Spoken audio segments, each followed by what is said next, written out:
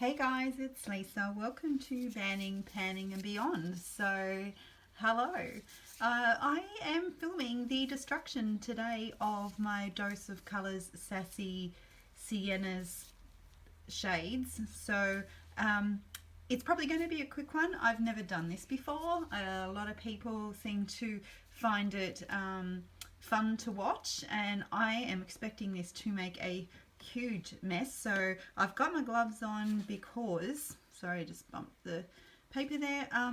These shadows are really pigmented, and they do tend to leave a bit of staining, and that was one of the problems with them not blending out real well, because if they were buildable, it wouldn't have been so bad, but these shades went on and then just didn't go anywhere. So we're going to break them up. I'm hoping I don't block the light coming in from the window, so I'm trying to approach from the best angle, which I believe will be from the opposite side of the window, obviously. So we're just gonna get into it, and we'll see how we go. I'll clean the pans out, and when we're finished, and I'll be able to put them aside ready to make my own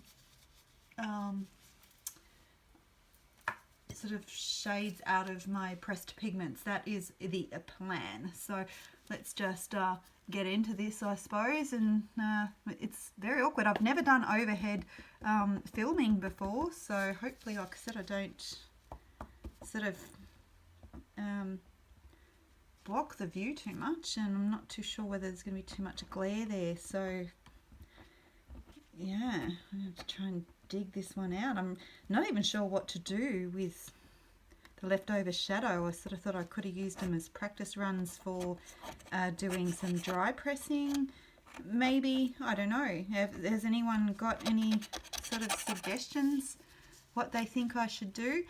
So this is going to be a problem because there is still a little bit of glue left, and you can see it's sticking to the paper, but that's okay. I have got a second piece there, which I might just slide back under a little bit.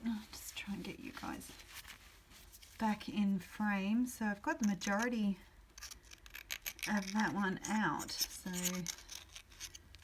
So do you guys find this satisfying? Do you find it enjoying to see this sort of thing? Do you do it yourself? It's I'm actually having fun. There we go. I think I've just stopped being delicate with it and just get it out. So I think it would be interesting, I reckon, to combine a couple of these colours together, or even the whole lot. And sorry, it's a bit of an awkward sort of angle, so I'm hoping that my ring light holds out and can hold position and not end up falling over on me. That one came out super easy. And then we got the last one. Oh, I'm actually feeling really sweaty. Don't know why. It's been a weird sort of weather. There we go. So all of them cleaned out. There they are.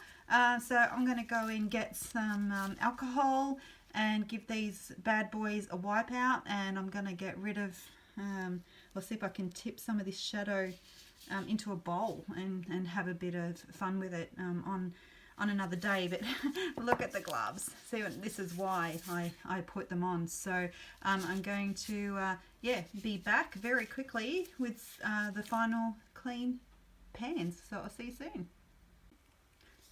Okay, so I am back, and I decided I would give them hopefully a bit of a clean up on camera. So I'm just going to give them a bit of a spray with alcohol and see how these clean up. I've got some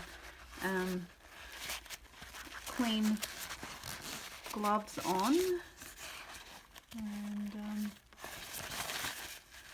definitely a fair bit of shadow still in there. So that one's, I'm guessing maybe I probably should have washed them, but trying to keep them in frame is a little bit more difficult than what I thought, so probably not the best angle to be coming in at, but anyway, I can give them another clean up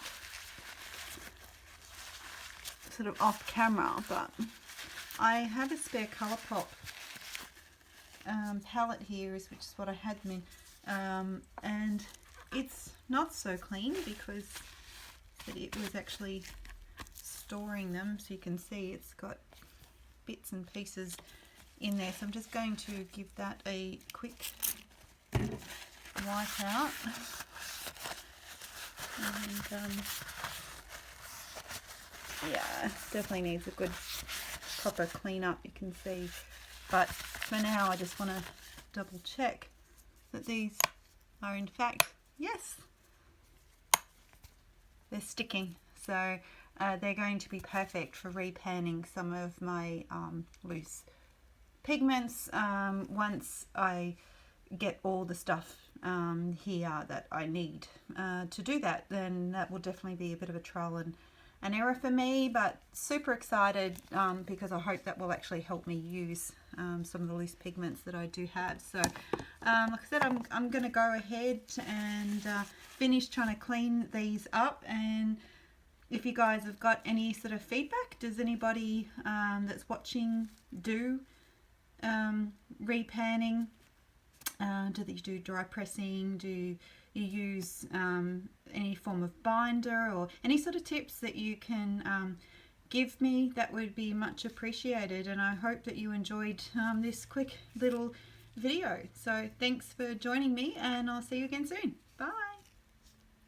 Okay, so I have already set my camera back into its normal position, and I didn't want to have to muck around with the tripod and everything again, but and I'm standing like this because I have just filmed a different video and I don't want to give you a preview of the look. So the reason I wanted to jump back on was just to let you know that after I mushed up all my broken shadows today from the Sassy Siennas, I ended up putting all the shadow into a mortar and pestle and mushing it all up together and creating my own shadow. So I'm curious to see how it swatches. I haven't touched it yet. It's the first time I've ever dry pressed a shadow, so I'm just going to swatch it, and it feels super duper smooth, and I'm just going to swatch it on my arm for you guys, and it feels absolutely beautiful and smooth on to swatch. But what I'm going to do is at some point try and use it on the eye. Now if it turns out that it performs really, really well, I guess I have just ruined 5 shadows that I could have individually basically destroyed and repressed. But anyway, that is the all 5 shadows that were combined. And then again, you know, at the end of the day, I could dupe it, which I'll link up on this video for the one where I did dupe the Sassy Siennas with some Colourpop shadow. So I guess it's not really too much of a loss. It does feel like a bit of a waste of money. It wasn't a cheap palette, but at the end of the day, I never would have reached for it in that format. So if this does happen to, now that it's been repressed, perform well on the eye, better than what the original shadows did, then I guess I have learnt a lesson that in future, if I do have shadows that don't perform well, before I actually throw them out, I should give a go at maybe repressing them. So yeah, so I just wanted to chuck this in for you guys at the end of the video, and I will definitely get back to you in regards to how it performs. Okay, see you then. Bye.